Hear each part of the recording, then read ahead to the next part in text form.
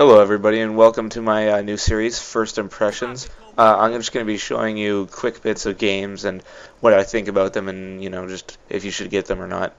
Sort of like a review, but not as in-depth as a general formal review.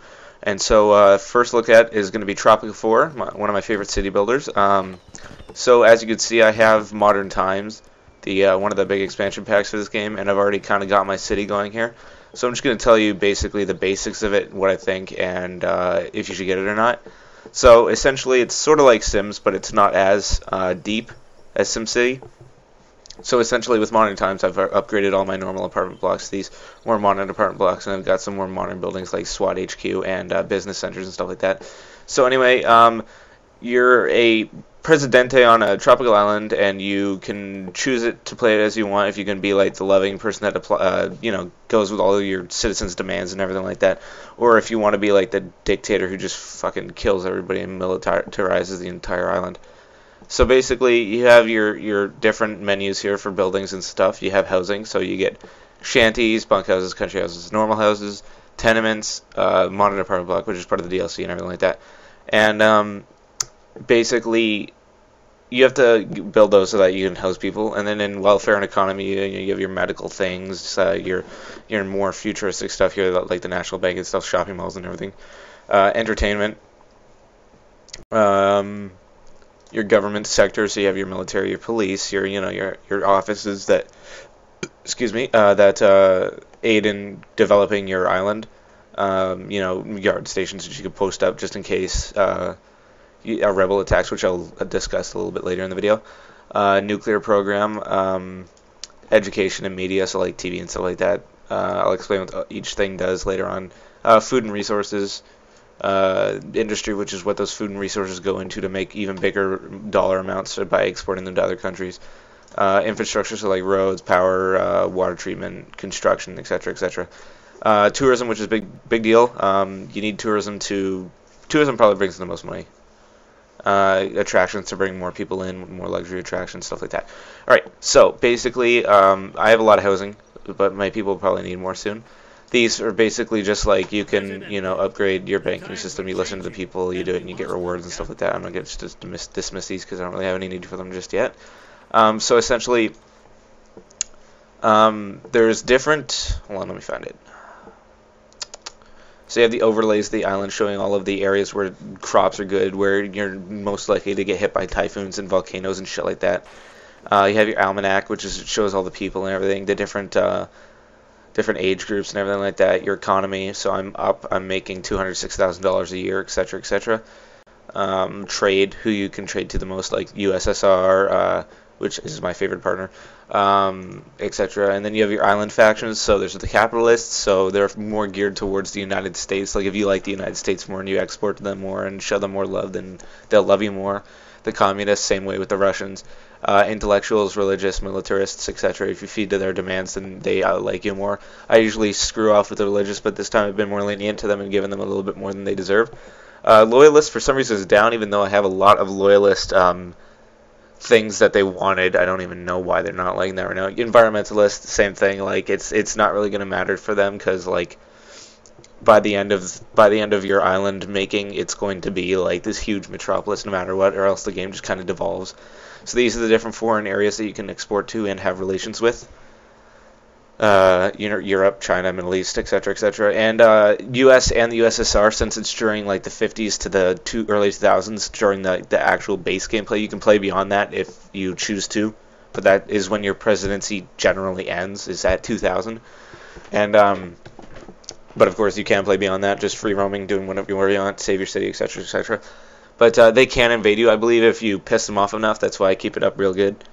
Then you also have your edicts, which are basically little abilities that you can activate that help out or disrupt certain groups, etc. So defense, you can, if you have a rebel attack happening, you can screw shit up. I don't, because my city is pretty much perfect right now for people, and I don't think I have any rebels. Modern times, these are unlocked as the time goes by, which I'll explain in a bit. Interior, you can get secret police, inquisition, etc., etc. It all appeals to different groups. And now I've allied with the United States, so I have a United States military base on my island somewhere out here. I think it's up here. Yeah, right here. And these are economies, so if you use these, you bring in more people and up your economy and stuff like that. I'm going to actually put pollution standards on right now. Education, self-explanatory. In general, is basically just more stuff to make people happier with you. Now, the thing that came out in modern times is the timeline, which is a thing that after so long, different events happen in history which affect your island economically and in terms of like tourism, stuff like that. And it also unlocks new buildings, which is part of the DLC. So I'm at 1979 right now, so I just got the 7-star hotel. And you keep going until you get more modern buildings and stuff like that, and new airports and stuff, which I already have one down here. Radar dishes and stuff. This is my main tourism area right now. I got my hotels and everything here. This one doesn't have any workers for some reason. Oh wait, that's not from my country. One thing I was going to explain is that if you have a stock exchange, other countries will ask to ask you to let them plant their own buildings on your island to make money. Usually it doesn't end well for them because my jobs already pay like $30 because I'm making so much money. I just let people work there and stuff. In terms of gameplay, I really like city builders, so I chose this one. You can get mines and stuff like that. This is obviously an updated mine because of the modern times. Same with the farms and everything like that. Green is good for growing, etc. Red is bad. There's oil. This is how you make an import and export money and items. This is my oil, my nuclear power plant, and my normal power plant because I had to build 2 really close on the shore. That's pretty much like my shit city because it keeps it away from the town, keeps people happier.